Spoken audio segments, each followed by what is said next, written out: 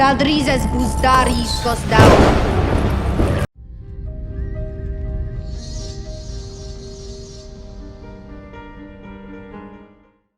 Okay, the Winds of Winter is coming? Winter is for sure coming, right? But are the Winds of Winter coming? This video, I want to discuss the latest update on the progress of the Winds of Winter. I also want to discuss a couple of theories as to why it may be taking so long, but most importantly, I want to discuss theories for the up-and-coming book, right? Before I jump into any of that, please do me a massive favor, as it really helps out my channel, or anybody you're a fan of here on YouTube. Please subscribe. It's the best thing you could ever do. And then also, if you're feeling so inclined, and you enjoy this video, makes you happy, or allows you to escape your day, slap a like on it. Like goal is going to be 420.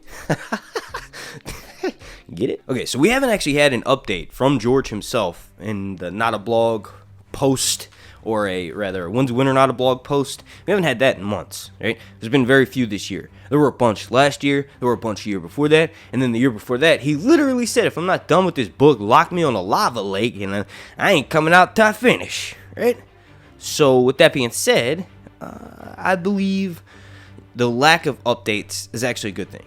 George, with the writer's strike happening, he wasn't allowed to work on any of his TV show writing projects. So for a good, 3 months while the WGA strike was happening, I think the actor strike is still happening. I don't know what the hell's going on with that, but George had a good amount of time to do nothing but work on the book. Remember, one of the biggest updates ever that we ever got, right, was just 6 months before that. George said he was over half of the way done and he has something like 500 pages left.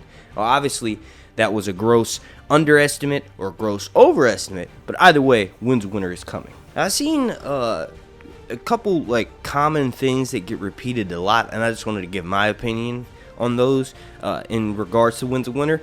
Now, this one's pretty interesting. I actually kind of feel like it's pretty decent reason, right? So a lot of people think that the reason why Winds of Winter hasn't come out yet, and you remember HBO had that massive deal with George R. Martin, that $100 million deal that George R. Martin signed with HBO in 2022, that made people think that, the reason why we haven't gotten an update on the Jon Snow Show is because HBO is waiting for George to put out Winds of Winter, and they're going to use plot lines in that book to help make this Jon Snow Show. My opinion, I think that there is 0 ounces of truth to that, but it should be the case. Clearly, Dan and Dave, in the last couple of seasons, and even all the way from the beginning, skipped a lot of stuff, right? Some of the things that they skipped over wouldn't translate mediums very well. You can't adapt some of the stuff that happens in the A Song of Ice and Fire books to TV because it just wouldn't work, right? Besides that, they kind of dug themselves into a hole because they skipped over so many plots. Even though the ending on the TV show slightly will resemble the ending in the books, there just isn't a full-out journey for certain characters, right? Jon Snow's ending makes sense somewhat for the TV show, but there was a lot of stuff that was skipped over in his last few chapters. Well, obviously his death wasn't skipped over, but his last few events that happened to him at the wall were kind of skipped over. Several characters were cut out. The idea that Jon Snow could potentially fall in love again with this girl Val, who's a wildling princess, kind of, right? All of those things were cut out. So even though I think there's 0 ounce of credibility to these rumors, I feel like it would be really smart for, if HBO is going to continue ahead with the Jon Snow Show, wait for Winds of Winter to come out, right? Or just get the manuscript from George himself and, allow that to be the premise of this new Jon Snow TV show. While we're on the same vein of proposing questions and then me, or ideas, rumors, whatever, get my opinion on it, there was another rumor that it gets repeated a lot online for several years now. And one of my executive producers on my videos from Patreon, we did a video a couple days ago. His name is North Must Remember, but he mentioned how he thinks that, and a lot of other people think this as well, but supposedly George, right, is this is what people think. People think George is afraid to release the Winds of Winter in A Dream of Spring because of the blowback he'll get if people don't enjoy the book. Right? So the idea is that he's waiting until he dies before he releases the books. I'm not going to spend too much time on this because it's kind of morbid, right? But I feel like that just isn't true. That's kind of a cop-out. It's kind of not George's style, right? He honestly has been so successful and his books were so creative that he probably doesn't really care what other people think too much. I think what does annoy him about the fandom is the persistent, constant nagging and asking for the Winds of Winter, for sure. I'm pretty sure he's annoyed with that. But as a fan, I'm annoyed we haven't got the goddamn book yet. So that could go both ways. But I feel like George isn't the type of person that will sort of take the easy way out and wait until he dies before releasing the books. I just don't think there's any truth to that. Okay, let's jump into some theories that I have for the Winds of Winter. All right, so the first one, this is something that I've kind of been working on for a while, although I don't have the Winds of Winter to complete this theory. But does anybody else think that Jeor Mormont is a warg? Specifically, like the fact that his raven uncannily... Speaking of which, why did George not name Mormont's raven? Why does Mormont's raven not have a name? That feels like some information that was intentionally withheld from us. I feel like Mormont is a Northman. He's, from House Mormont, Bear Island, right? He could totally be a warg, right?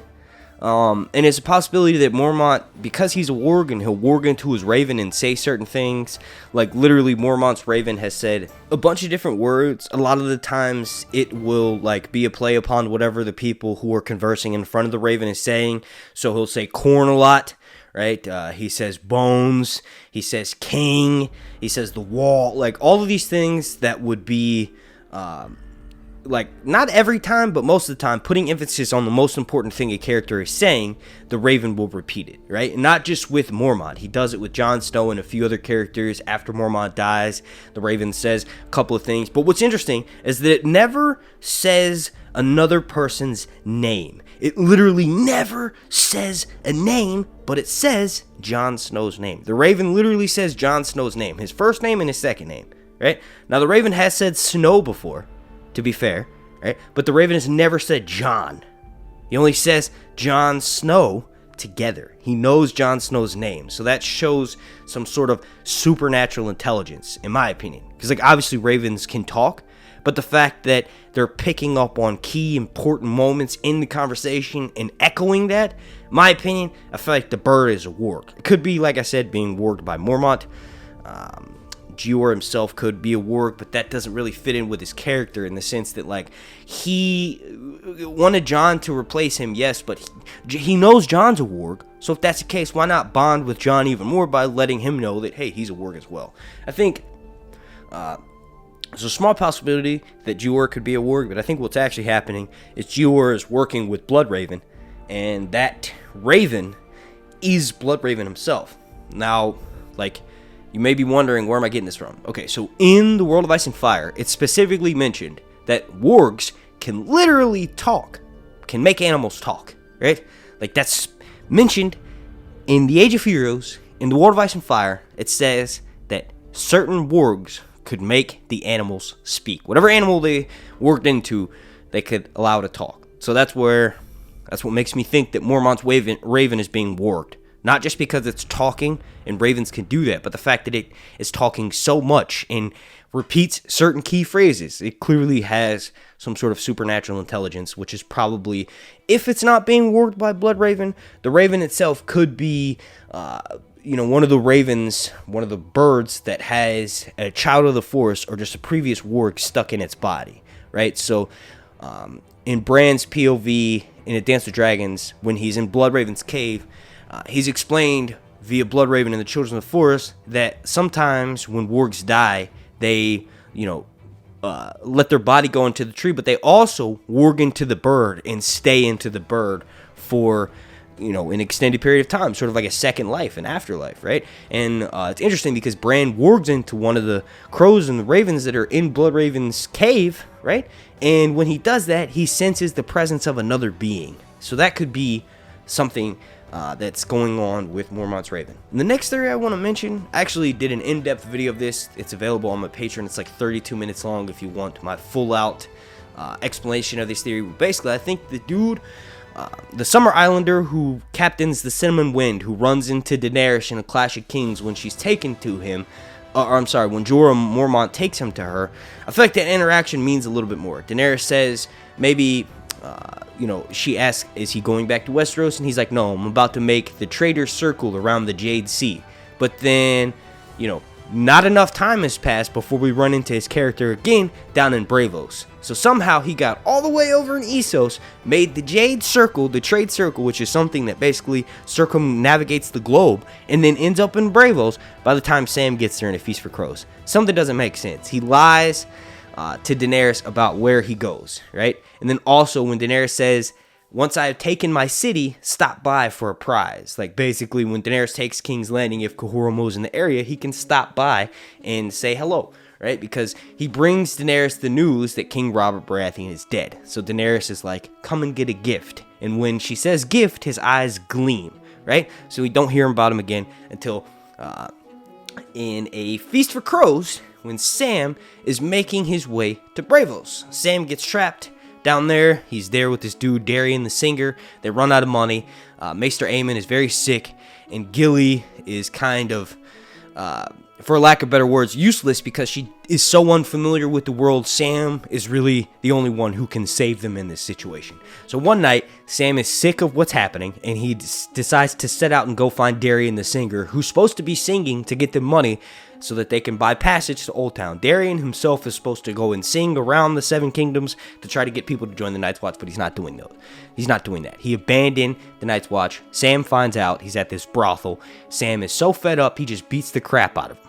Then Sam and Darian get thrown out of the brothel. Sam gets thrown into a river and almost dies, but this dude who is on Cahormo's ship, he's a crewman on a ship, saves Sam. So then Sam gets taken to Cahormo. Cahormo says, yes, I will take you guys to Old Town, but he wants a price, right? He asks Sam for, at first, Maester Aemon's chain, right? Now, you got to realize that Cahormo actually trades with the Maesters a lot. Enough to know that when he gets these books from Sam, that he can sell those books that are from Castle Black that the Maesters probably don't have very many copies of. Cahormo knows enough about the Citadel to know that the Maesters will buy these rare books back, right? But it doesn't make any sense because he knows that much, but he should also know that the Maesters will never give up their chain, but he still wants Maester Aemon's chain. He still makes a point to say, no, well, give me that chain. It's got medals on it, right?